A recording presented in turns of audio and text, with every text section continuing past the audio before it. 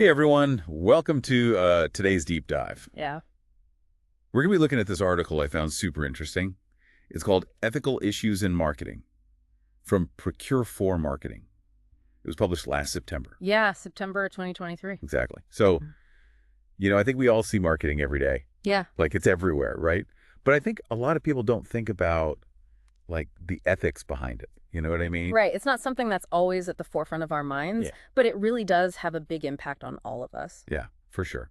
So that's kind of what we're going to be diving into today. So hmm what are ethical issues in marketing, really? Like, how do we define that? Well, it's kind of like, a lot of times in marketing, the goal is to persuade people, right? To buy a product or use a service. Yeah. But there's a line between persuasion and manipulation. Mm-hmm. And when marketing crosses that line, that's when ethical issues come up. And that can be anything from, misleading advertising to like invading people's privacy or even, exploiting vulnerable groups. Yeah, it's like taking advantage of people. That's not that cool. No, not at all. So the article talks about misleading advertising. I think we've all seen examples of this. Oh, yeah, for sure. Like those too good to be true claims. Definitely. Like, you see an ad for a weight loss product that promises you'll lose like 10 pounds in a week with no effort. Right. Like that's not realistic. Exactly. And it preys on people's insecurities. Mm-hmm. It can be really damaging. Yeah. And sometimes it's not even just about exaggerating. Like, what about when companies just like straight up leave out important information? Oh, yeah. That's another big one. It's called sin of omission.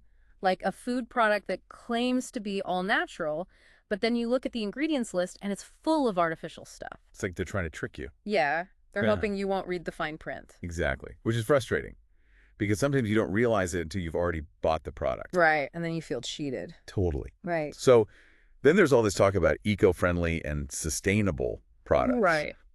Are those claims always legit? That's a good question. And it's where the term greenwashing comes in. Greenwashing. Yeah. So it's when companies make their products or practices seem way more environmentally friendly than they actually are. Like they might highlight one small sustainable aspect, but then ignore all the other ways they're harming the planet.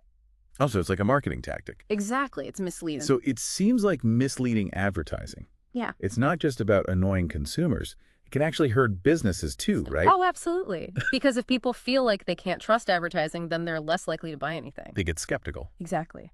And that hurts everyone in the long run. Yeah, makes sense. Mhm. Okay, so let's move on to something that I think is super relevant today, like with all the technology and stuff, invasion of privacy. Yeah, this is a big one. And it's getting more complex every day. Yeah, because like companies can collect so much data about us now. It's crazy. Like every website you visit, every purchase you make, even your location, it's all being tracked.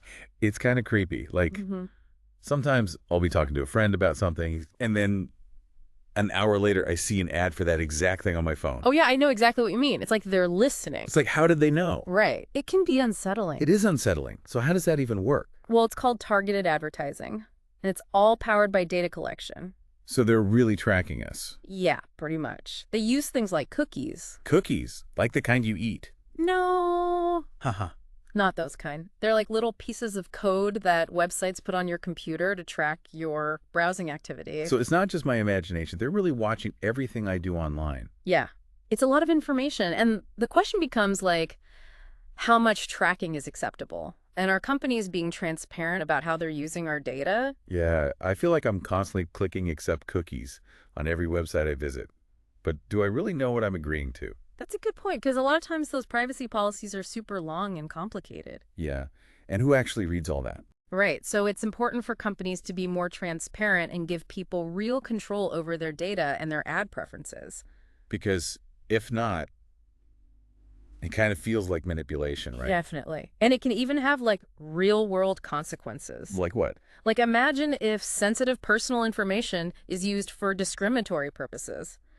Like charging people higher prices based on their demographics or denying them access to certain services. Wow, that's messed up. Yeah. Okay, that's getting a little too Black Mirror for me. Let's move on to something a little less creepy. What about unfair pricing?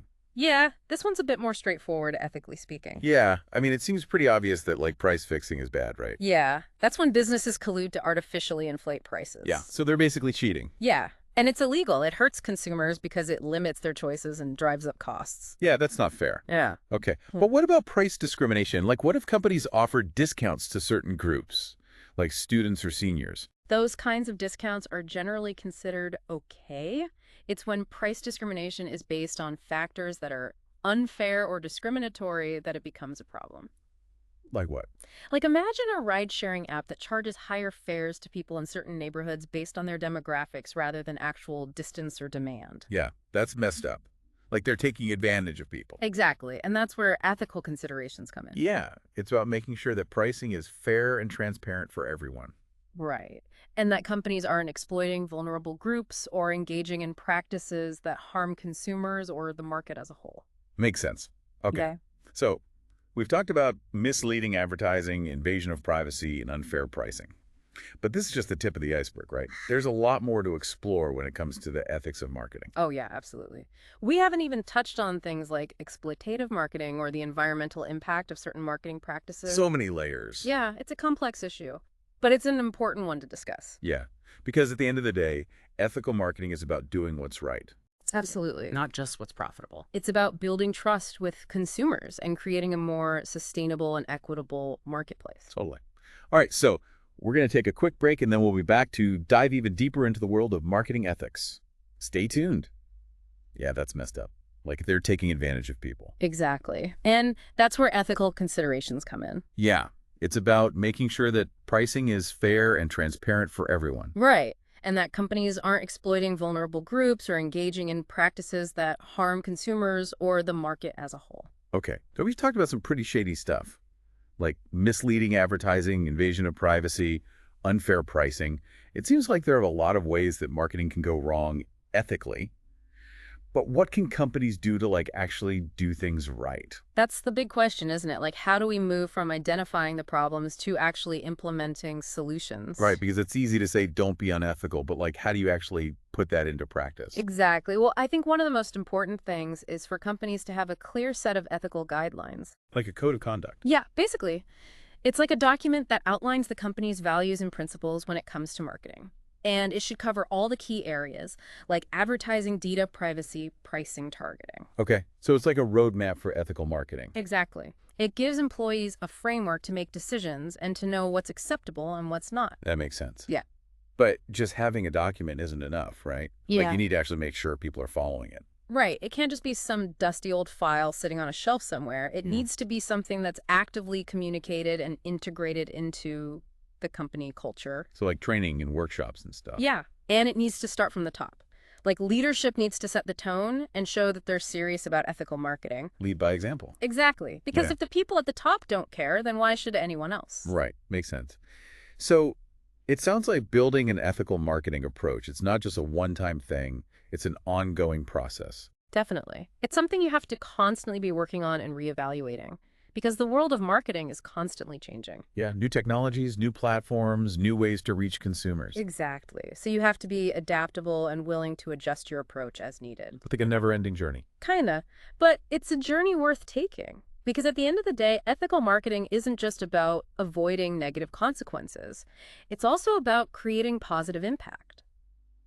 What do you mean by that? Well, think about companies that are using their marketing platforms to promote social causes or advocate for positive change. Like those brands that are all about sustainability and ethical sourcing and stuff? Yeah, or companies that are using their advertising to raise awareness about important issues or to support charitable organizations. Okay, so it's like marketing can actually be a force for good. Absolutely. It's not just about selling products. It can be about making a difference in the world. I like that. So we've talked a lot about companies and their responsibility to be ethical, but what about us as consumers? Do we have a role to play in all of this? Oh, absolutely. Consumers have a huge amount of power. We can choose which companies we want to support with our money. It's like voting with your wallet. Exactly. And we can also be more discerning about the information we consume. Don't just believe everything you see in an ad. Do your research, read reviews, look for transparency in how companies operate. Be an informed consumer. Exactly. And if you see a company doing something unethical, don't be afraid to call them out. Write a review. Share your experience on social media. Let them know that you're not okay with their behavior. Make your voice heard. Right. Because at the end of the day, it's consumers who drive the market. Companies will listen if they know it's going to affect their bottom line. Okay, so we have the power to demand better from the companies we support. Absolutely. And we should use it.